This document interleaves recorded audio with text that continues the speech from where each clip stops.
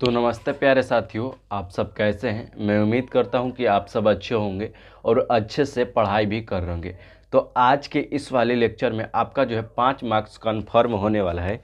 यहाँ पर जो है आपका 5 मार्क्स कन्फर्म होने वाला है बायोलॉजी का चैप्टर नंबर 2 जिसका नाम है श्वसन। और श्वसन चैप्टर से 2 क्वेश्चन बनता है आने के लिए 2025 में। जो है 2025 में हम लोगों का टाइम जो है श्वसन तंत्र हम लोगों के टाइम में पूछ लिया गया था। तो हो सकता है कि आप लोगों का भी टाइम में पूछ सकता है, क्योंकि एक साल बीच करके पूछता है। तो आप लोग जो है इसको भी कंप्लीट कर लीजिएगा। आज जो बताने वाले हैं, अगले लेक्चर में हम बताने वाले हैं आपको श्वसन तंत्र के बारे में। आज के लेक्चर में हम लोगों का टॉपिक है 5 मार्क्स का। यहाँ पर लिख देते हैं 5 मार्क्स। 5 मार्क्स यहाँ पर क्या है, आप लोगों को पढ़ाए थे ऑक्सीश्वसन और अनऑक्सीश्वसन। ये आप लोगों को पढ़ाए थे। देखिए यहाँ पर ऑक्सीश्वसन, ऑक्सी और क्या है, और अनऑक्सी क्या है, अनऑक्सीश्वसन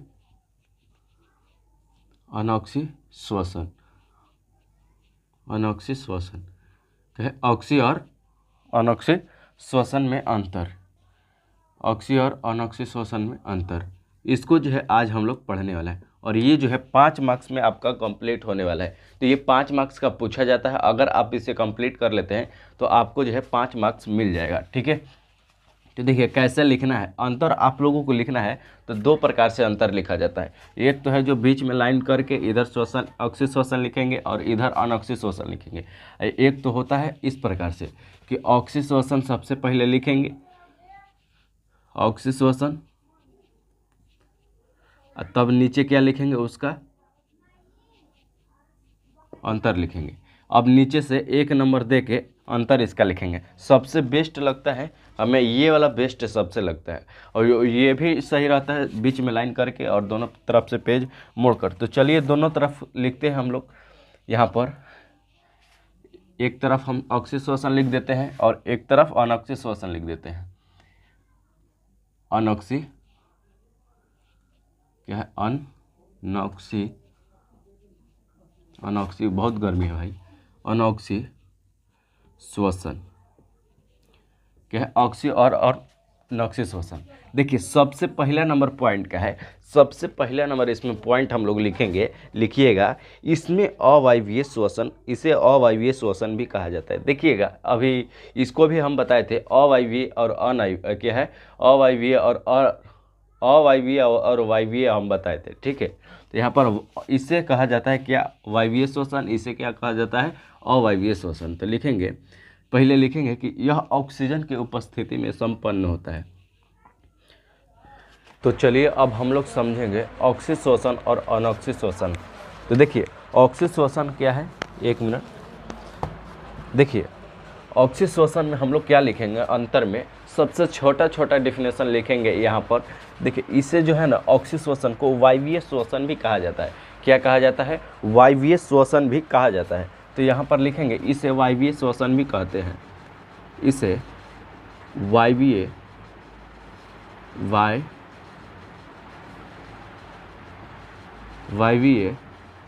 श्वसन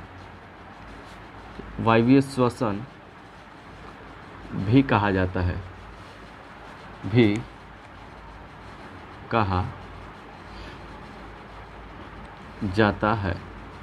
इसे वायवीय श्वसन भी कहा जाता है। दूसरा नंबर लिखेंगे, ये 5 नंबर का सवाल है तो कम से कम 5 को लिखना जरूरी होता है। तो यहाँ पर देखिए दूसरा नंबर यहाँ पर लिखेंगे, 1 मिनट। हाँ, दूसरा नंबर लिखेंगे यहाँ पर। इसमें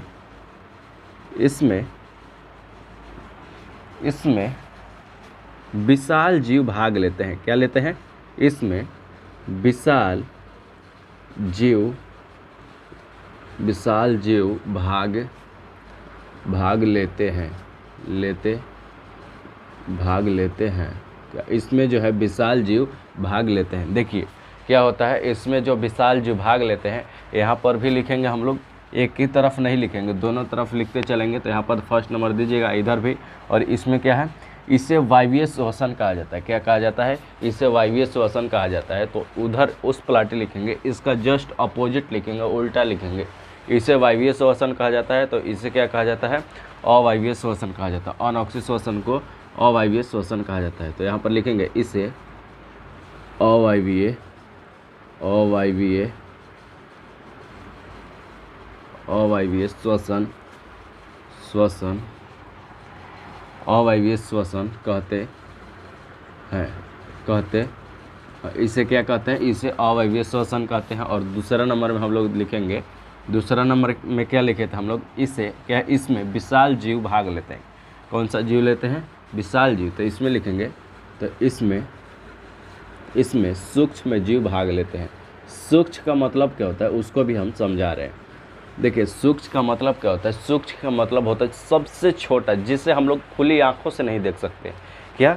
खुली आंखों से हम लोग नहीं देख सकते, उसे हम लोग कहते हैं सूक्ष्म जीव कहते हैं। तो ये क्या है? इसमें सूक्ष्म जीव भाग लेते हैं। जीव भाग लेते हैं, सूक्ष्म जीव भाग लेते हैं। आप लोग जो है कॉपी पर इसे नोट करते चलिएगा। आप लोग जो है कॉपी पर नोट करिएगा और बहुत बढ़िया तरीके से। देखिए, इसमें लिखेंगे अब तीसरा नंबर। इसमें क्या है? इसमें जो है ना, इसमें ये किसमें, यहाँ पर ऑक्सी श्वसन में क्या जल का भी निर्माण होता है और कार्बन डाइऑक्साइड का भी निर्माण होता है। आप लोगों को जो सूत्र बताए थे हम, है ना, सूत्र बताए थे, उसमें जो है जल का और ऊर्जा का भी निर्माण होता है, जल का भी और कार्बन डाइऑक्साइड का भी। तो इसमें लिखेंगे CO2 और H2O का निर्माण होता है। निर्माण होता है। CO2 H2O का निर्माण होता है। अब इधर लिखेंगे हम लोग, यहाँ पर इसमें H2O या CO2 और H2O का निर्माण नहीं होता है। निर्माण नहीं होता है। क्या होता है?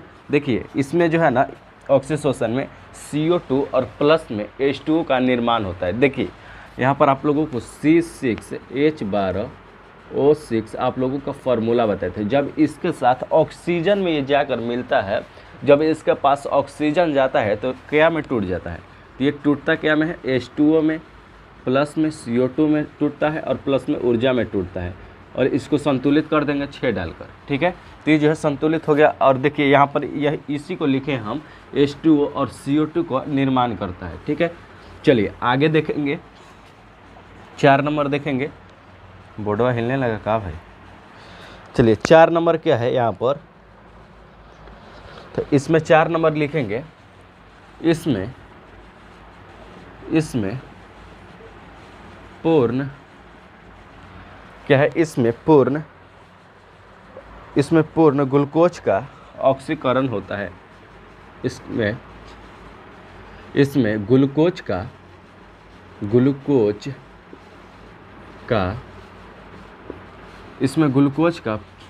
इसमें पूर्ण ग्लूकोज का ऑक्सीकरण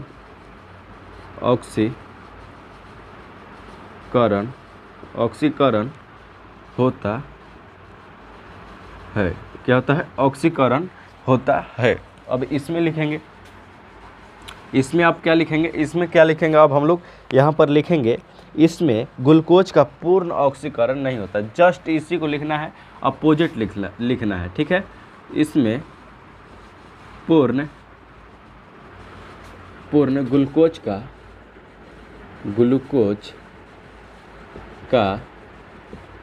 ऑक्सीकरण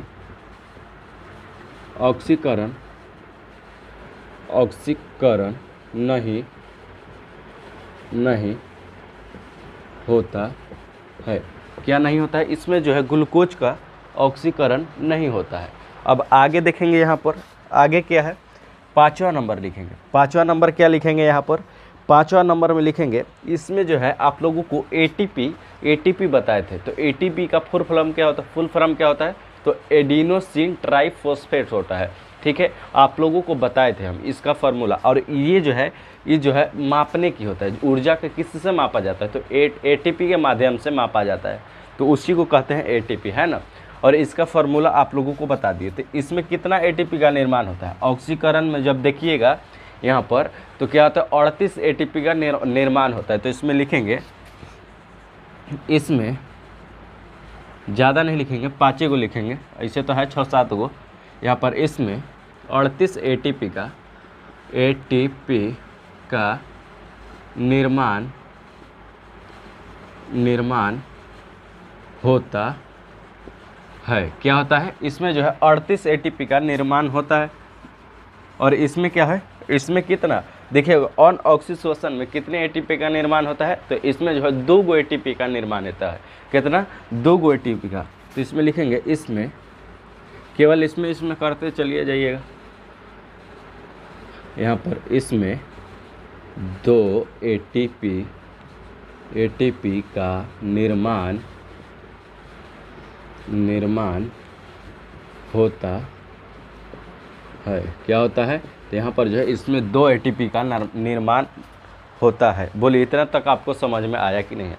एक बार फिर से हम रिवीजन करा दे रहे हैं। देखिए, ऑक्सीशोषण और अन ऑक्सीशोषण में आपको क्या पूछे, अंतर पूछे, या अन ऑक्सीशोषण ना लिख कर आपको बोल देवे वायवीय शोषण और अवायवीय शोषण में अंतर लिखें। तो कैसे लिखना है, अब देखिए हम लोगों को कैसे लिखना है, 1 मिनट, कैसे लिखना है यहाँ पर। तो यहाँ पर लिखना है सबसे पहले नंबर, यहाँ पर इसे वायवीय शोषण कहा जाता है। देखिएगा, इसे अनऑक्सीशोषण को ऑक्सीशोषण को क्या कहते हैं, वायवीय शोषण कहते हैं। और अनऑक्सीशोषण को क्या कहते हैं, ऑक्सीशोषण को कहते हैं यहाँ पर अवायवीय शोषण कहते हैं।